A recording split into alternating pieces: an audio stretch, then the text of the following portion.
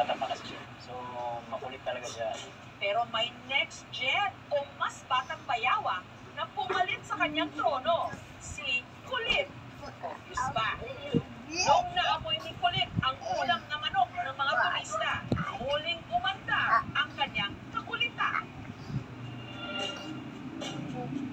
Dahan-dahan lang sa Lidon. layo yung bayawa para yung bayawa kung magulat.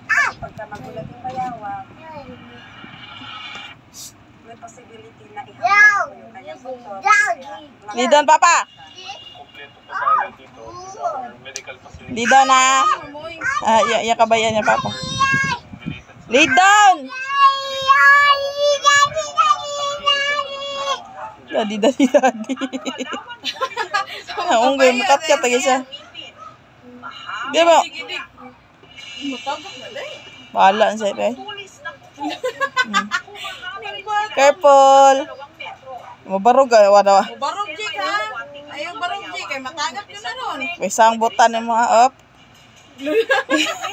Nakabarog yun ang buwan. Papak! Uy, saya! Sayaw pag ina siya. Sayaw na siya. Huli ng pagkain nila isda. Ang ilang kabarkada ni Kulit. Huwag mo na mo, dali. Nakapagkamit kung maliit na matapay kung saan din sila nakakakuha ng Huwag mo sa kanila. Nangisa sa kaplan. Malahati ng kanilang sa kanilang barkada. Si Putol daw yung kung tawagin Matagap jik ha? o chill na. Maya mo timbang-timbang sa buang. Let's go. Tuyok pa. Down na, down. Get down na, dali. Kanadong.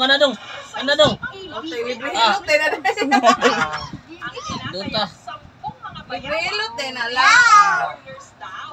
Pero Get down na. sa oras ng kainan. Lagi kong nakikita dito yung mga bayaw. Mm. Kanina po, ito sila dito. Ngunit yung dalawa po. Down. Get down. Kain kami ng aso. Nakikisalo sila. Tapos mas matapang na sila sa aso. Ito na, tita. Kasi sobrang... Let's go. Gaya ng isang ito, nakabala